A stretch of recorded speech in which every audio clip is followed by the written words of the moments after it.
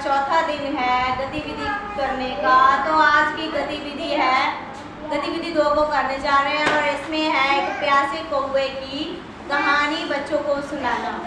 और इस कहानी से हमें यह शिक्षा मिलती है कि हमें किसी भी काम को करने के लिए कुछ ना कुछ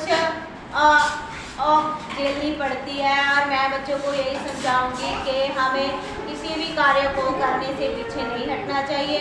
और इसी कहानी के ज़रिए मैं बच्चों को सचेत करूंगी और सभी बच्चों को बड़े ही मनोभाव से इस कविता को सुनाऊंगी। तो मैं आज की क्रिया को शुरू कर रही हूँ। तो बच्चों कैसे हो आप सब? यस। तो आज की गतिविधि है एक प्यासे कौवे की कहानी। तो मैं आपको एक कहानी सुनाऊंगी और आपको बड़े ही ध्यान से वो कहानी को सुनना है। तो बाद में जो मैं सवाल करूंगी आपको उसके जवाब देने हैं, ठीक है? तो आप बड़े ही ध्यान से इस कविता को सुनोगे, ठीक है? जो मैं आपको कहानी सुनाने जा रही हूँ वो है एक प्यासे कौवे की कहानी। तो एक समय की बात है, एक गांव में एक कौवा रहता था और उस समय बड़ी ही गर्मी पड़ रही थी। तो एक कौवा उड़ता जा रहा था और उसने कहा कि काश अब मुझे कहीं से 2 घूंट पानी मिल जाए क्योंकि मुझे बहुत प्यास लग रही है। तो वह उड़ता उड़ता जा रहा था, काफी दूर गया और उसे एक कुआं दिखा। तो वह कुआं दिखा तो उसने देखा और ऐसा हो लगा कि उसे पानी मिल गया। तो वह कुएं के पास गया और कुएं के ऊपर बैठ गया। तो उसने नीचे जाकर देखा तो कुआं खाली था। तो उसने बोला कि हे भगवान, मैं तो अभी भी प्यासे का प्यासा ही रह गया, कुएं में तो पानी ही नहीं है। तो उसने हिम्मत नहीं हारी और वह उठकर फिर उड़ चला। तो फिर वह उड़ता उड़ता चला गया, काफी दूर फिर चला गया। तो उसने एक घर के बाहर क्या देखा? एक घड़ा था, ठीक है, मटका था, उसमें क्या था? पानी। पर पानी कम था जिससे उसकी चोंच उसमें नहीं पहुंच पाई। तो उसने कहा, भगवान जी कि आपने पानी तो दिया पर इतना कम दिया कि मैं इसे पी नहीं सकता। तो उसने सोचा, वह उसी मटके पर बैठकर सोचने लगा कि अब मैं क्या करूं जैसे मैं पानी पी सकूं। तो उसने अपना दिमाग लगाया और आसपास, मटके के आसपास कुछ कंकड़ पड़े थे।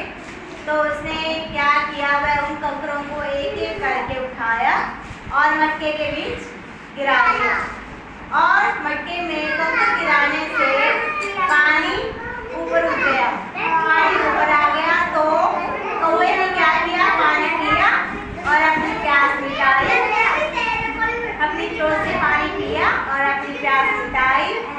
तो वह बहुत ही आनंद हुआ और खुशी खुशी वहां से चला गया। तो आज की यह कहानी इतनी ही थी। तो आपको इस कहानी को सुनकर कैसा लगा? अच्छा लगा, ठीक है। तो आपको इस कहानी में से क्या शिक्षा मिली? कि हमें क्या करना चाहिए? पानी बर्बाद नहीं करना चाहिए और हमें अपने हर एक को घर में पंछियों के लिए पानी रखना चाहिए क्योंकि उन्हें भी प्यास लगती है और उन्हें भी पीने के लिए पानी की ज़रूरत है। तो जब उन्हें प्यास लगे तो वह बड़ी ही आसानी से पानी पी सके, ठीक है? तो हमें क्या करना चाहिए? अपने घर में पानी रखना चाहिए ताकि पंछियों को पीने में कोई दिक्कत ना हो। जी, पानी के साथ साथ दाना भी खिलाना चाहिए जिससे उनका पेट भर सके। तो हमें इस कविता से यह शिक्षा मिलती है कि हमें अगर कोई चीज़ चाहिए तो उसमें हमें मेहनत भी करनी पड़ती है, बड़ी ही आसानी से कोई भी चीज़ हमें नहीं मिलती। तो हर एक काम में हमें बड़ी ही मेहनत और लगन से इस काम को करेंगे तो हमें सफलता ज़रूर हासिल होगी। तो समझ आ गई सब बच्चों को?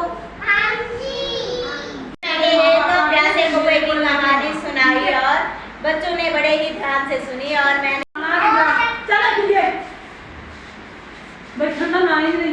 तो आज की ये क्रिया हमने बड़े ही अच्छे तरीके से की।